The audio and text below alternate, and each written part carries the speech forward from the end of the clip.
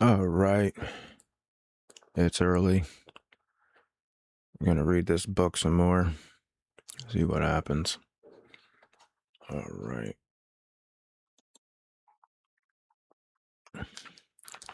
Okay.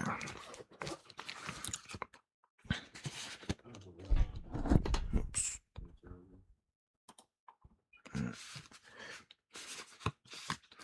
The British Imperial Crisis, Africa, Ireland, and India to 1926.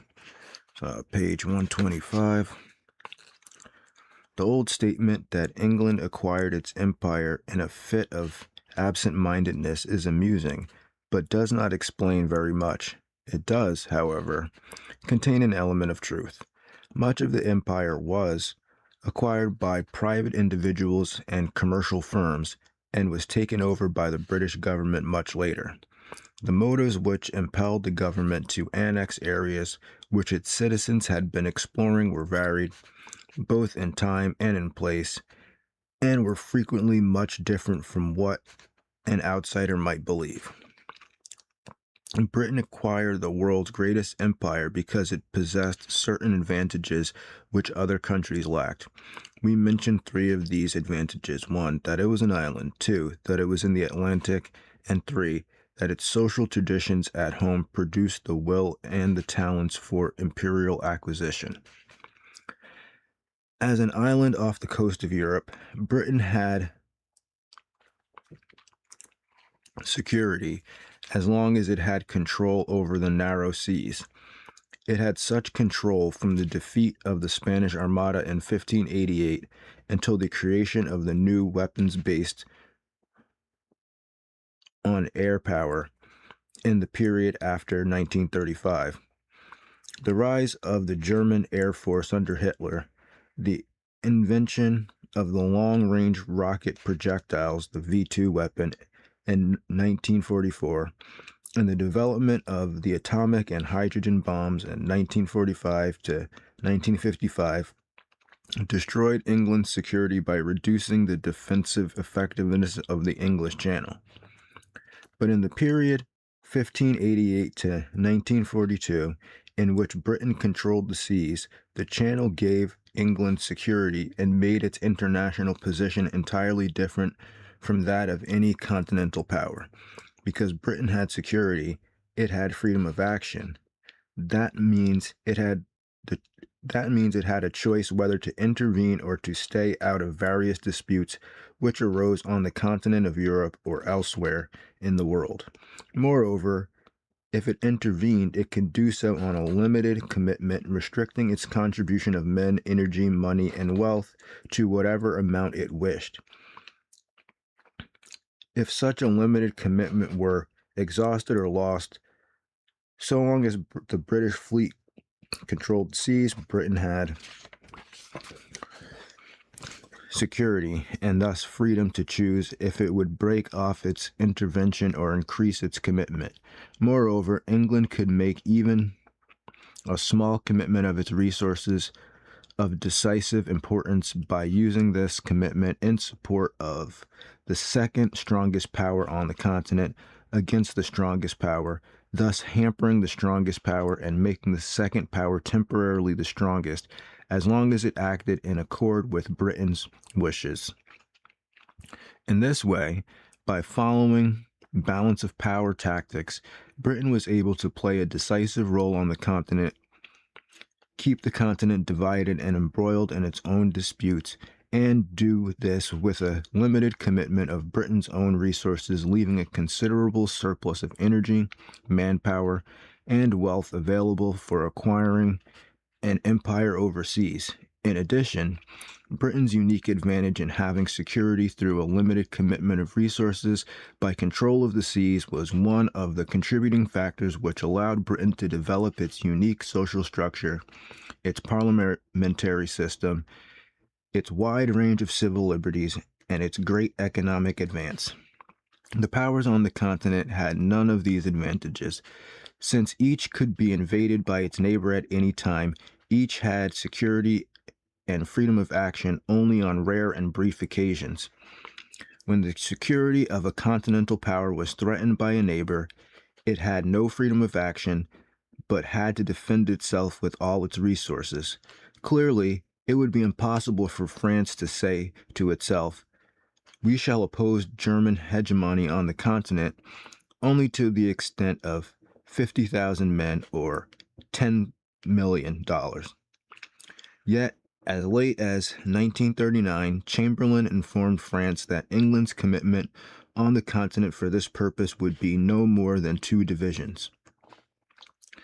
Since the Continental Powers had neither security nor freedom of action, their position on the continent always was paramount over their ambitions for world empire, and these latter always had to be sacrificed for the sake of the former whenever a conflict arose.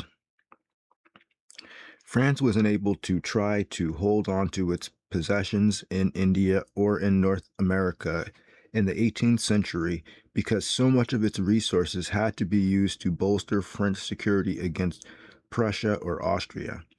Napoleon sold Louisiana to the United States in 1803 because his primary concern had to be his position on the continent. Bismarck tried to discourage Germany from embarking on any overseas adventures in the period after 1871 because he saw that Germany must be a continental power or be nothing. Again, France in 1882 had to yield Egypt to Britain, and in 1898 had to yield the Sudan in the same way because it saw that it could not engage in any colonial dispute with Britain while the German army stood across the Rhineland.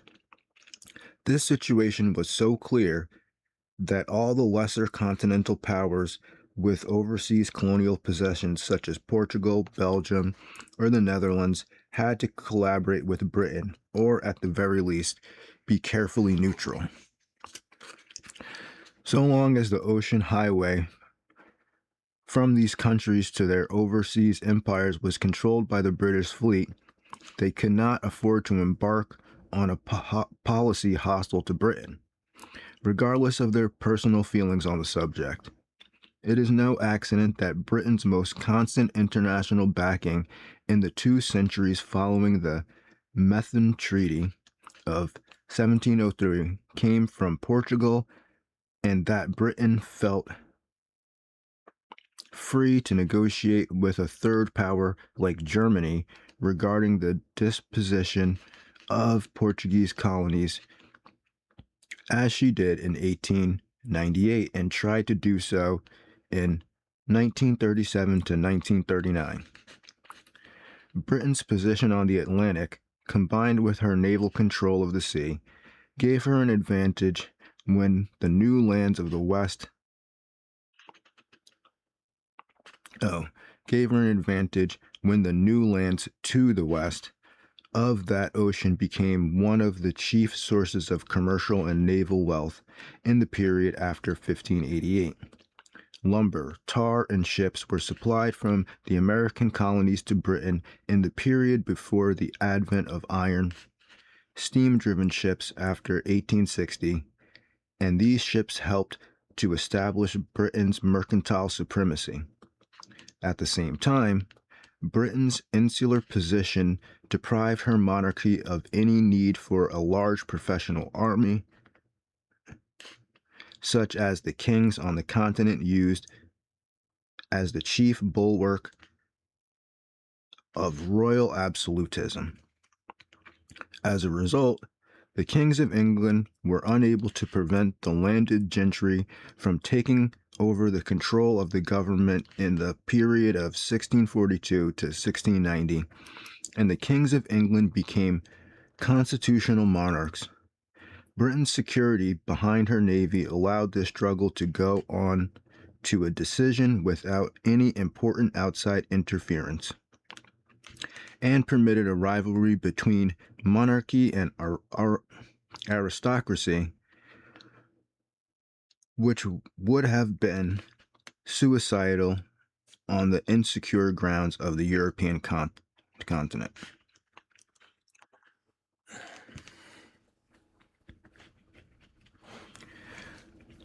Britain's security combined with the political triumph of the landed oligarchy to create a social tradition entirely unlike that on the continent. One result of these two factors was that England did not obtain a bureaucracy such as appeared on the continent. This lack of a separate bureaucracy loyal to the monarch can be seen in the weakness of the professional army, already mentioned, and also in the lack of a bureaucratic judicial system.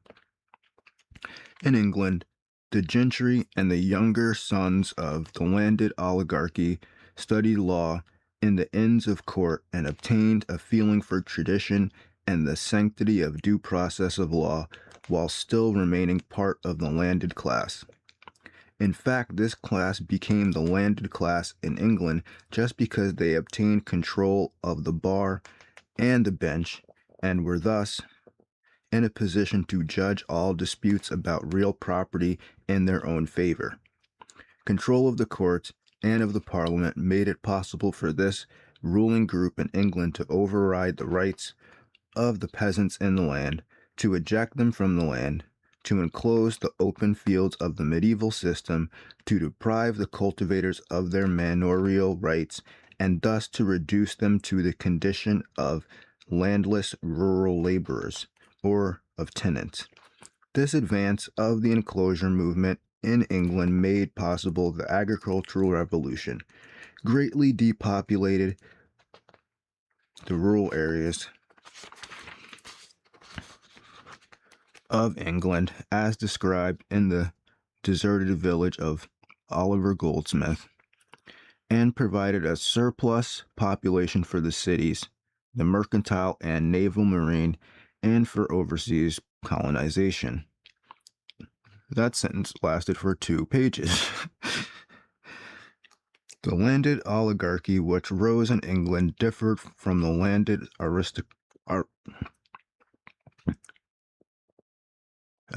The landed oligarchy which rose in England differed from the aristocracy of continental Europe in the 3 points already mentioned. 1. It got control of the government. 2. It was not opposed by professional army, a bureaucracy, or a professional judicial system, but on the contrary, it took over the control of these adjuncts of government itself, generally serving without pay, and making access to these positions difficult for outsiders by making such access expensive. And 3. It obtained complete control of the land as well as political, religious, and social control of the villages. In addition, the landed oligarchy of England was different from that on the continent because it was not a nobility. This lack was reflected in 3 important factors. On the continent, a noble was excluded from marrying outside his class or from engaging in commercial enterprise. Moreover, access to the nobility by persons of non-noble birth was very difficult and could hardly be achieved in much less than 3 generations. In England, the landed oligarchy could engage in any kind of commerce or business and could marry anyone without question, provided she was rich. Moreover, while access to the gentry in England was a slow process which might require generations of effort, acquiring land holdings in a single locality, access to the peerage by act of government took only a moment and could be achieved on the basis of either wealth or service. As a consequence of all these differences, the landed upper class in England was open to the influx of new talent, new money, and new blood, while the continental nobility was deprived of these valuable acquisitions. While the landed upper class of England was unable to become a nobility, that is, a caste system on exalted birth, it was able to become an aristocracy, that is, an upper class distinguished by tradition and behavior.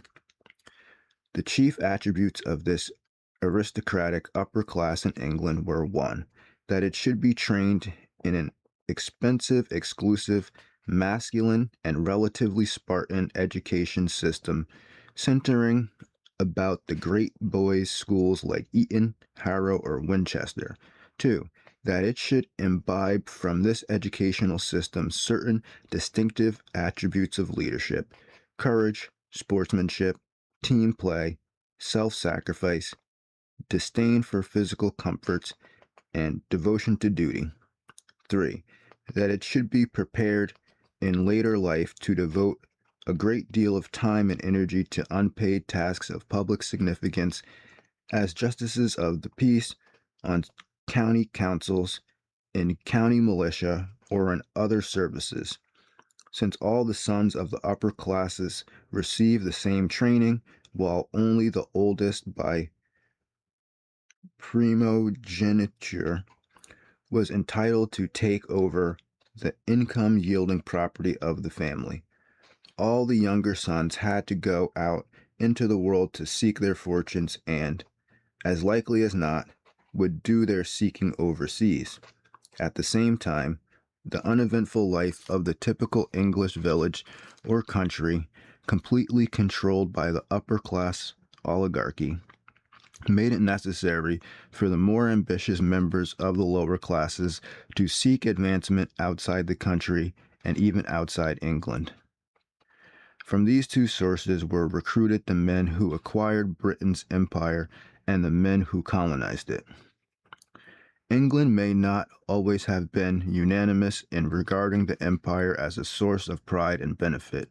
In fact, the middle generation of the 19th century was filled with persons such as Gladstone, who regarded the empire with profound suspicion.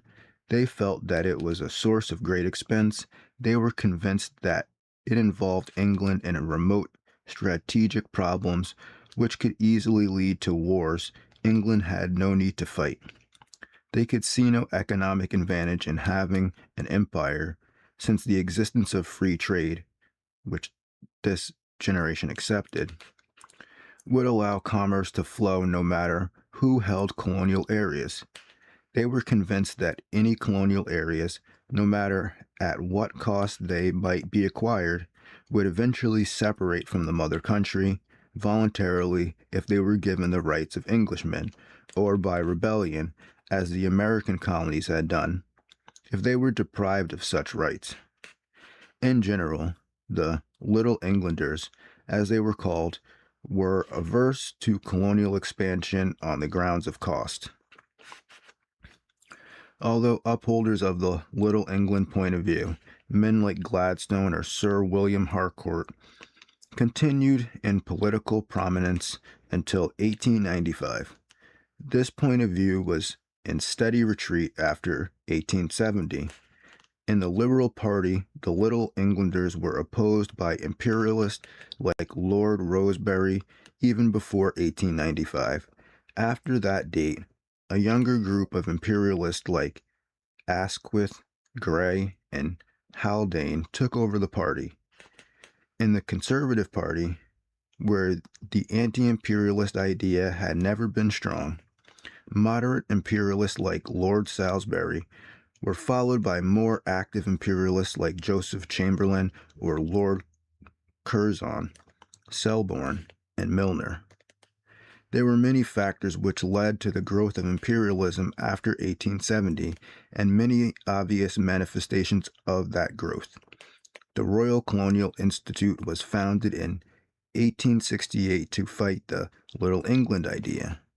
Disraeli as Prime Minister, 1874 to 1880, dramatized the profit and glamour of empire by such acts as the purchase of control of the Suez Canal and by granting Queen Victoria the title of Empress of India after 1870. It became increasingly evident that, however expensive colonies might be to a government, they could be fantastically profitable to individuals and companies supported by such governments. Moreover, with the spread of democracy and the growing influence of the press and the expanding need for campaign contributions, individuals who made fantastic profits in overseas adventures could obtain favorable support from their government by contributing some part of their profits to politicians' expenses. The efforts of King Leopold II of Belgium, using Henry Stanley to obtain the Congo area as his own preserve in 1876 to 1880, started a contagious fever of colony grabbing in Africa which lasted for more than 30 years. The discovery of diamonds in 1869 and of gold in 1868 in South Africa, especially in the Boer Transvaal Republic, intensified this fever. The new imperialism after 1870 was quite different in tone from that which the Little Englanders had opposed earlier. The chief changes were that it was justified on grounds of moral duty and of social reform, and not, as earlier, on grounds of missionary activity and material advantage. The man most responsible for this change was John Ruskin. Until 1870, there was no until 1880, there was no professorship of fine arts at Oxford, but in that year, thanks to the Slade bequest, John Ruskin was named to such a chair. He hit Oxford like an earthquake, not so much because he talked about fine arts, but because he talked also about the empire and England's downtrodden masses, and above all because he talked about all three of these things as moral issues. Until the end of the 19th century, the poverty-stricken masses in the cities of England lived in want, ignorance, and crime, very much as they have been described by Charles Dickens. Ruskin spoke to the Oxford undergraduates as members of the privileged ruling class. He told them that they were the professors of a magnificent tradition of education, beauty, rule of law, freedom, decency, and self-discipline, but that this tradition could not be saved, and did not deserve to be saved, unless it could be extended to the lower classes in England itself, and to the non-English masses throughout the world. If this precious tradition were not extended to those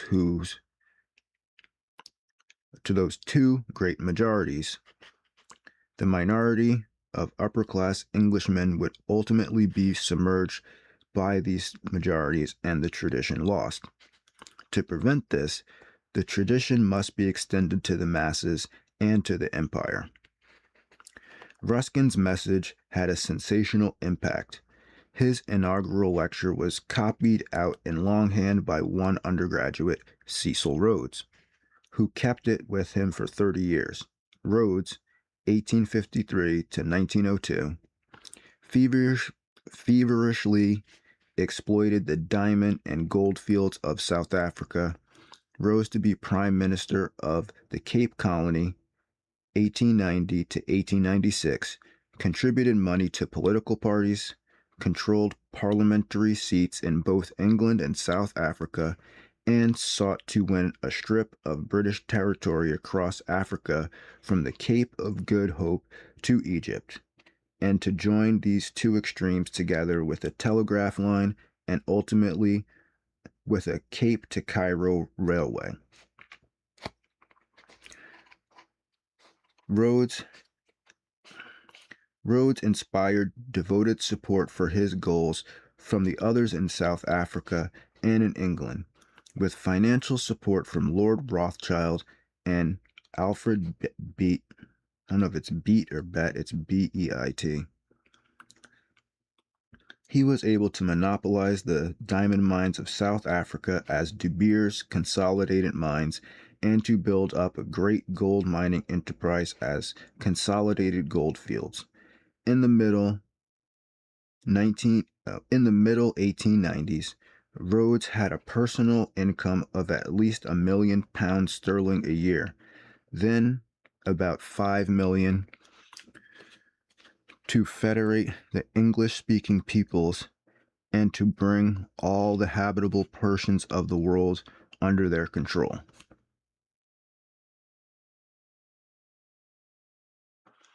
So basically, he had like about 1/5 of the world's GDP. I think that's what he's kind of trying to say, or like he had about like 1/5 of the British GDP, something like that, where he's saying he made at least £1 million per year, and then about $5 million. Okay, I see what it is. Which he spent so freely for his mysterious purposes that he was usually overdrawn in his accounts. These purposes centered on his desire to federate the English-speaking people and bring all the habitable portions of the world under their control. For this purpose, Rhodes left a part of his great fortune to found the Rhodes Scholarship at Oxford in order to spread the English ruling class tradition through the English-speaking world as Ruskin had wanted. Among Ruskin's most devoted disciples at Oxford were a group of intimate friends including Arnold Toynbee, Alfred, later Lord Milner, Arthur Glazebrook, George, later Sir George, Parkin, Philip Littleton, Gell, and Henry, later Sir Henry Birchenough. These were so moved by Ruskin that they devoted the rest of their lives to carrying out his ideas. A similar group of Cambridge men, including Reginald Balliol, Brett, Lord Esher, Sir John B. Seeley, Albert Lord Grey, and Edmund Garrett, were also aroused by Ruskin's message and devoted their lives to extension of the British Empire and uplift of England's urban masses as two parts of one project which they called extension of the English-speaking idea. They were remarkably successful in these aims because England's most sensational journalist, William T. Stead, 1849 to 1912, an ardent social reformer and imperialist, brought them into association with Rhodes. This association was formally established on February 5th, 1891, when Rhodes and Stead organized a secret society of which Rhodes had been dreaming for 16 years. In this secret society, do we have to keep going over this type of stuff? In this secret society, Rhodes was to be leaders. Stead, Brett, Lord Esher, and Milner were to form an executive committee. Arthur, Lord Balfour, Sir Harry Johnson, Lord Rothschild, Albert Grey, and others were listed as potential members of a circle of initiates. While there was to be an outer circle known as the Association of Helpers, later organized by Milner as the Round Table Organization. Brett was invited to join this organization the same day, and Milner a couple of weeks later on his return from Egypt. Both accepted with enthusiasm. Thus, the central part of the secret society was established by March 1891. It continued to function as a formal group, although the outer circle was apparently not organized until 1909 to 1913. Interesting. That year just keeps popping up. 1913 just keeps popping up. This group was able to get access to Rhodes' money after his death in 1902, and also to the funds of loyal Rhodes supporters like Alfred Bett, 1853 to 1906, Sir Abe Bailey, 1864 to 1940. With this backing, they sought to extend and execute the ideas that Rhodes had obtained from Ruskin and Stead. Milner was the chief Rhodes trustee, and Parkins was organizing secretary of the Rhodes Trust after 1902, while Gell and Birchenough, as well as others with similar ideas, became officials of the British South Africa Company. They were joined in their efforts by other Ruskinite friends of Stead like Lord Grey, Lord Esher, and Flora Shaw, later Lady Lugard. Later Lady Lugard. In 1890, by a stratagem too elaborate to describe here, Miss Shaw became head of the colonial department of the Times, while still remaining on the payroll of Stead's Pall Mall Gazette. In this post, she played a major role in the area. In this post, she played a major role in the next 10 years in carrying into execution the imperial schemes of Cecil Rhodes, to whom Stead had introduced her in 1889. All right, we're on page 132. In the meantime, in 1884, acting under Ruskin's inspiration, a group which included Arnold Toynbee, Milner, Gell, Gray, Seeley, and Michael Glazebrook founded the first Settlement House, an organization by which educated upper-class people could live in the slums in order to assist, instruct, and guide the poor, with particular emphasis on social welfare and adult education.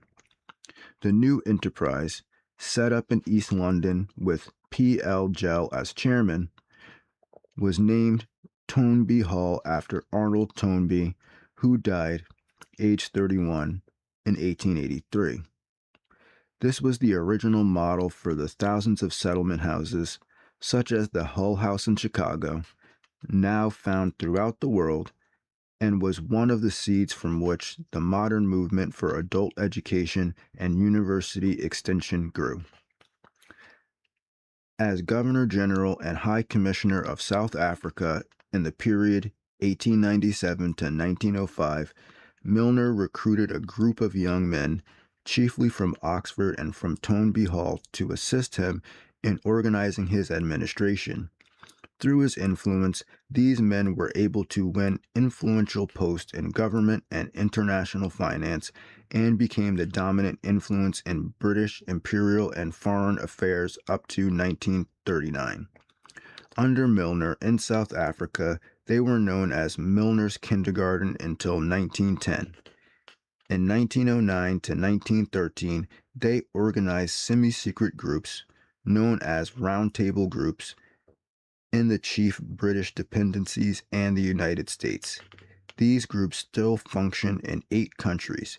They kept in touch with each other by personal correspondence and frequent visits, and through an influential quarterly magazine, The Round Table, founded in 1910 and largely supported by Sir Abe Bailey's money.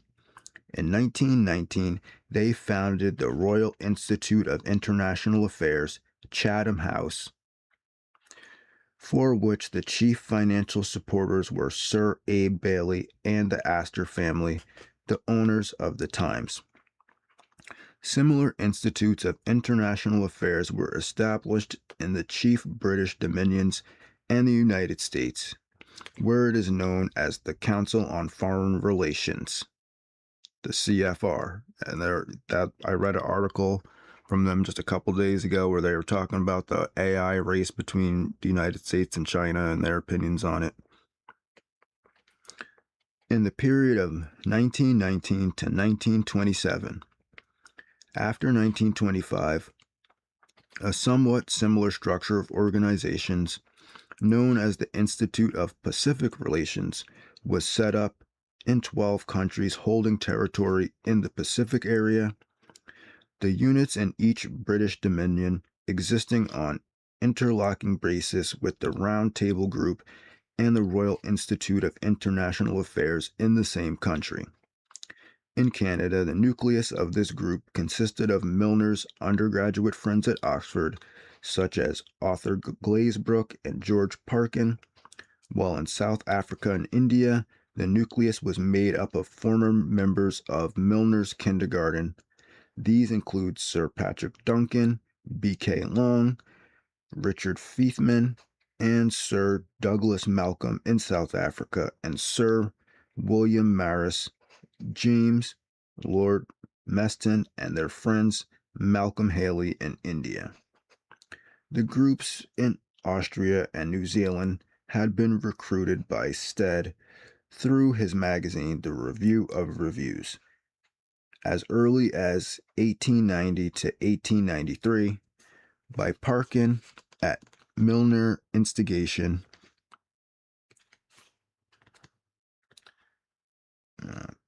That's kind of weird. Parkin at Milner instigation in the period 1889 to 1910, and by Lionel Curtis, also at Milner's request, in 1910 to 1919. The power and influence of this Rhodes-Milner group in British imperial affairs and in foreign policy since 1889, although not widely recognized, can hardly be exaggerated. We might mention as an example that this group dominated the Times from 1890 to 1912 and has controlled it completely since 1912, except for the years 1919 to 1922.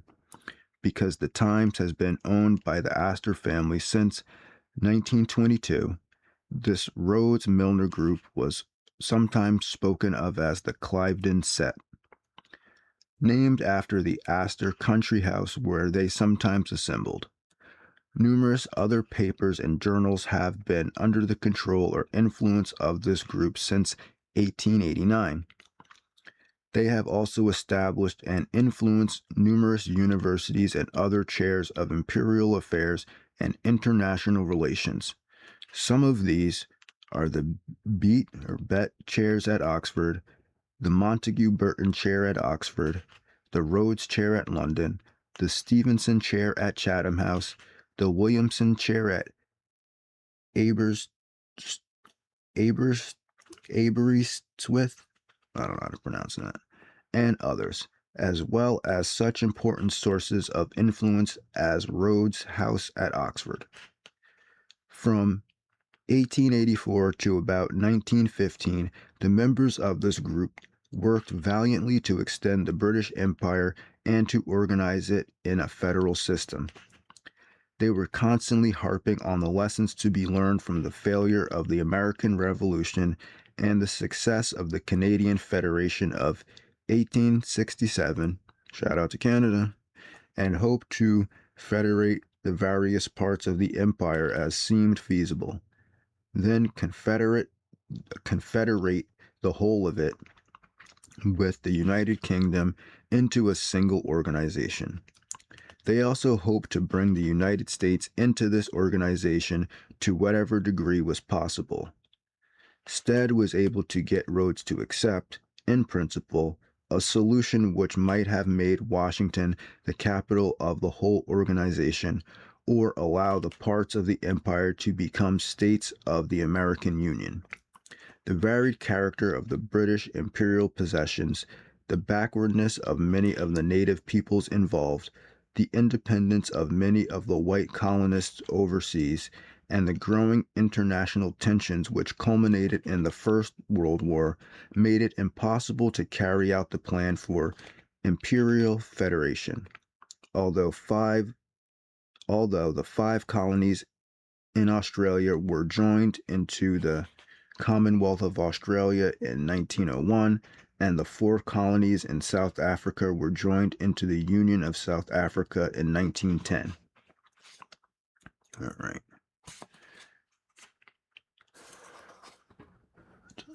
Okay.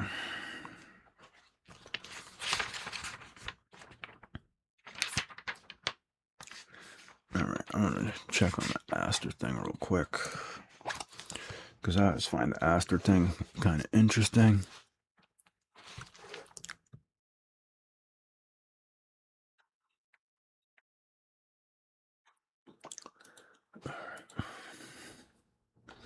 Because it's like there's this conspiracy thing about a black cube. Like I learned about it probably from like either David Icke or some other, like it was like kind of like a thing back when they used to allow people to upload real conspiracy videos. But that there's supposedly it's kind of like the that Kaaba in Mecca, and there's other representations of it as, you know, Saturn representing a black cube,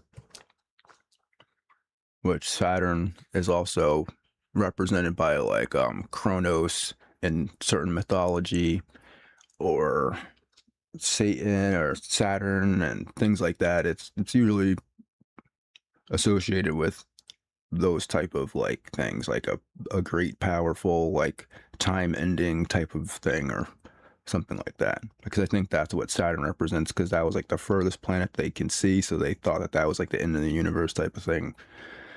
It's kind of complicated esoteric stuff, but as we can see, this place is called Astor Cube, right? And it's funny because I used to like sleep under here when I like lived on the street, because it wasn't as busy back then. I used to like sleep under the cube, and you can see over here that you need. It's funny because you can't. It spins around. It spins around on its axis. Sorry, hold on a second.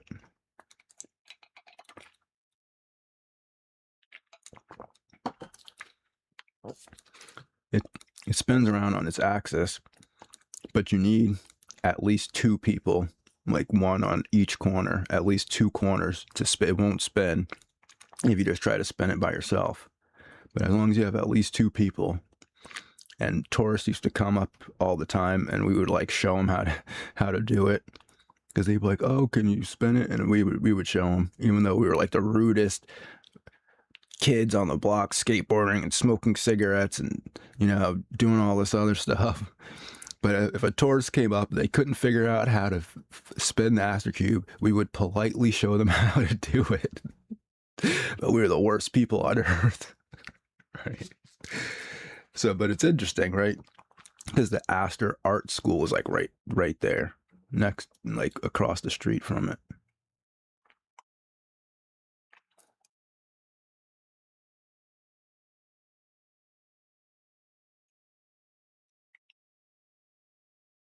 Guess they got one in Ann Arbor, Michigan, too.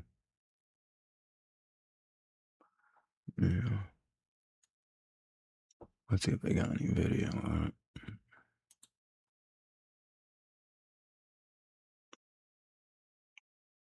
Oh, that's what it's called. It's called Alamo.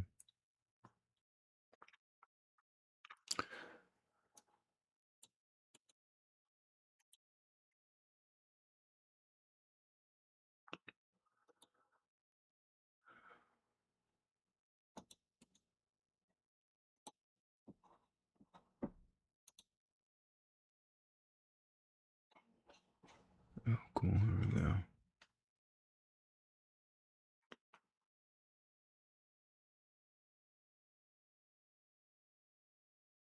Oh, he's got it. They must have fixed it or something. See, it's crazy, right? Yeah, they must have fixed it, because it didn't used you couldn't do it like that before. Interesting.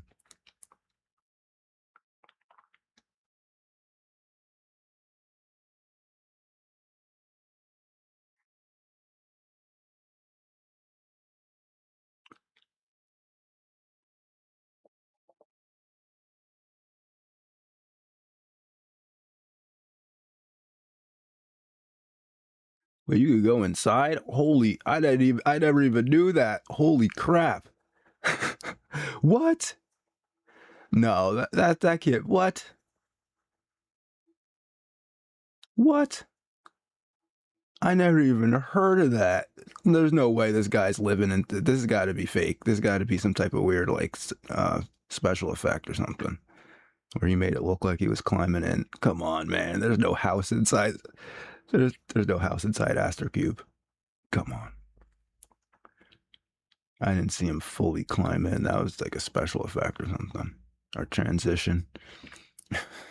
Come on, bro.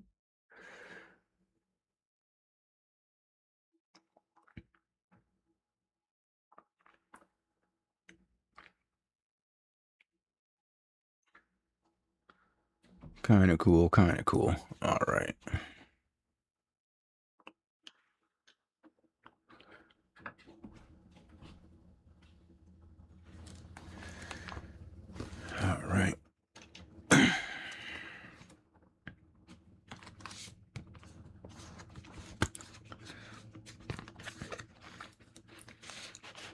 Egypt and the Sudan to 1922.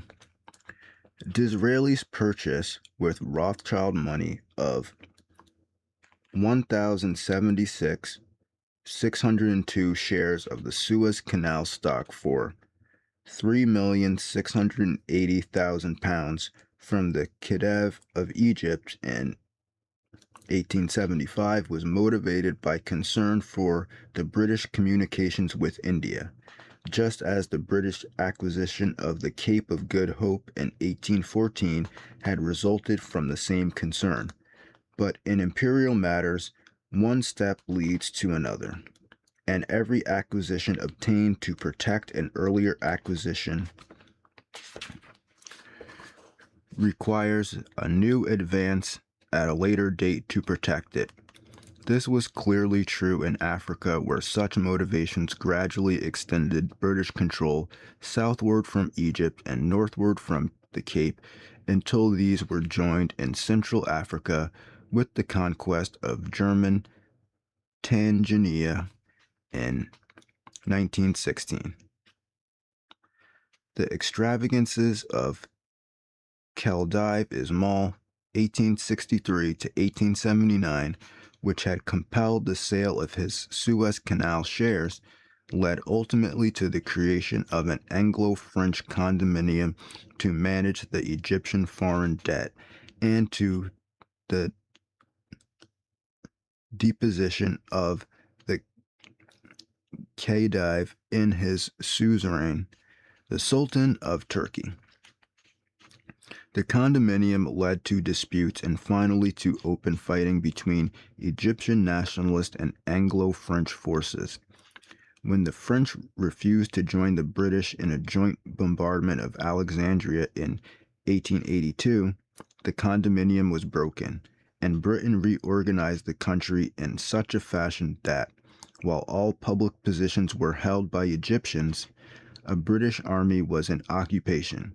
British advisors controlled all of the chief governmental posts, and a British resident, Sir Evelyn Baring, known as Lord Cromer after 1892, controlled all finances and really ruled the country until 1907.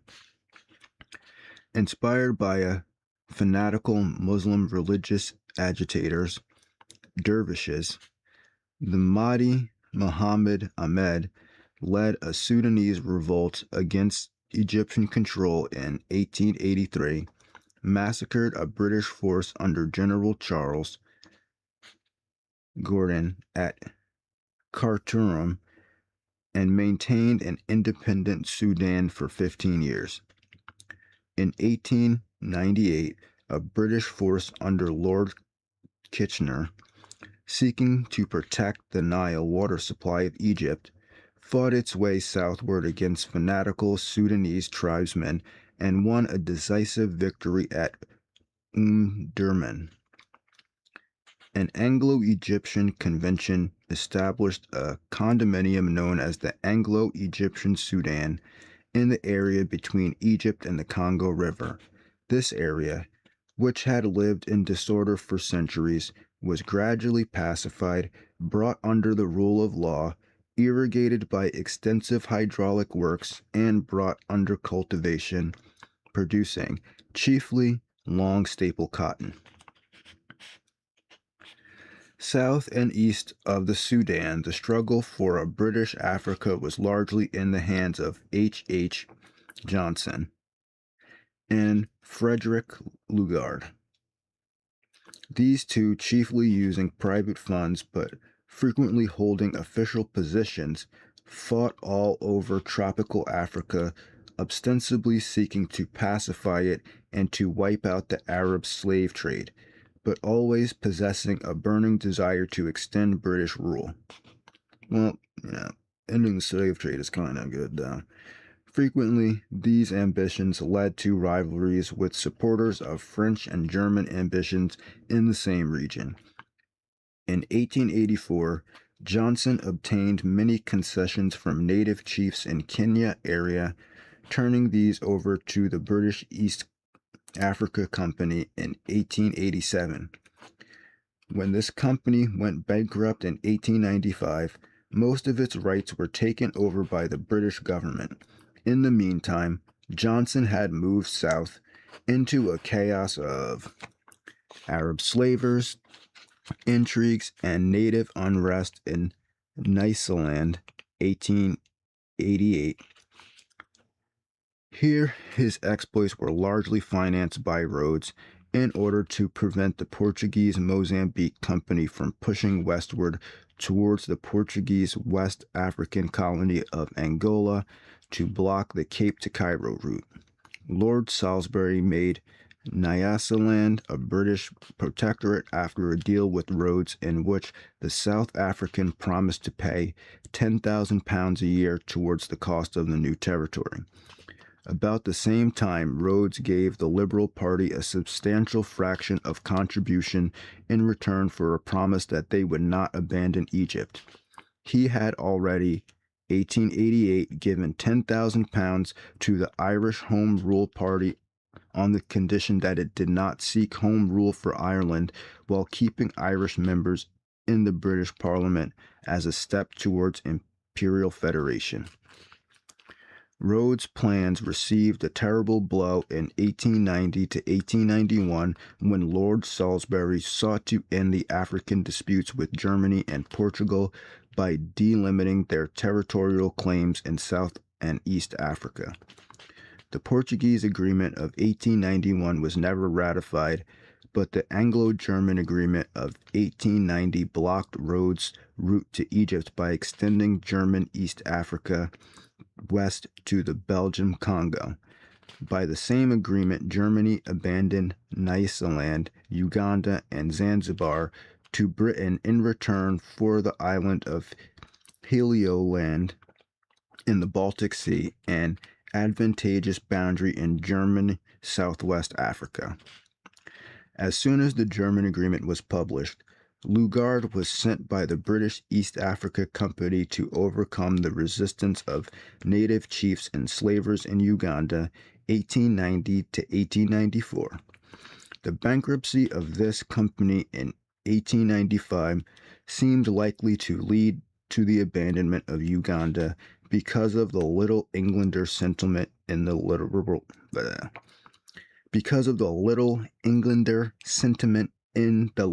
Party, which was in office in 1892 to 1895. Rhodes offered to take the area over himself and run it for £25,000 a year, but was refused. As a result of complex and secret negotiations in which Lord Rosebery was the chief figure, Britain kept Uganda. Rhodes was made Privy Councillor. Rosebery replaced his father-in-law, Lord Rothschild, in Rhodes' secret group and was made a trustee under Rhodes' next and last will. Rosebery tried to obtain a route for Rhodes Railroad to the north across the Belgian Congo. Rosebery was informed of Rhodes' plans to finance an uprising of the English within the Transvaal Boer Republic and to send Dr. Jameson on a raid into that country to restore order. And finally, Rhodes found the money to finance Kirchner's railway from Egypt to Uganda, using the South African gauge and engines given by Rhodes. The economic strength which allowed Rhodes to do these things rested in his diamond and gold mines, the latter in the Transvaal, and thus not in British territory. North of the Cape Colony, across the Orange River, was the Boer Republic, the Orange Free State. Beyond this, and separated by the Vaal River, was another Boer Republic, the Transvaal. Beyond this, across the Limpopo River, and continuing northward to Zambezi River, was the savage native kingdom of Matabele's. With great personal daring, unscrupulous optimism, and extravagant expenditure of money, Rhodes obtained an opening to the north. passing west of the Boer republics by getting British control in Griqualand West, Bechuland, and Bechuland Protectorate. I'm not pronouncing those correctly at all. In 1888, Rhodes obtained a vague but extensive mining concession from the Matabele's chief,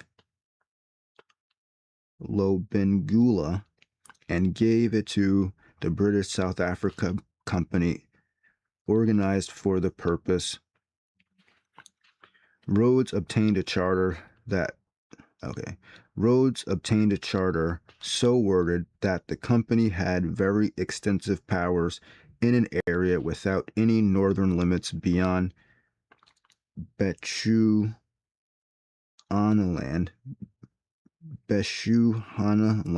Protectorate. 4 years later, the Matabele's were attacked and destroyed by Dr. Jameson and their lands taken by the company. The company, however, was not a commercial success and paid no dividends for 35 years, 1889 to 1924, and only 12.5 shillings in 46 years.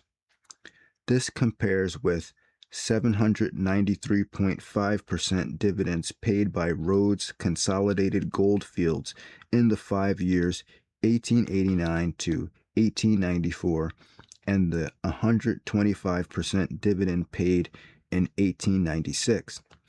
Most of the South Africa Company's money was used on public improvements like roads and schools, and no rich mines were found in its territory, also known as Rhodesia, compared to those further south in Transvaal. In spite of the terms of the Rhodes Will, Rhodes himself was not a racist, nor was he a political Democrat. He worked as closely with Jews, black natives, or Boers as he did with English. But he had a passionate belief in the value of liberal education and was attached to a restricted suffrage and even to a non-secret ballot. In South Africa, he was a staunch friend of the Dutch and black folks, found his chief political support among the Boers until at least 1895, and wanted restrictions on natives put on an educational rather than on a color basis. These ideas have generally been held by his group since and have played an important role in British imperial history. His greatest weakness rested on the fact that his passionate attachment to his goals made him overly tolerant in regards to method. He did not hesitate to use either bribery or force to attain his ends if he judged they would be effective.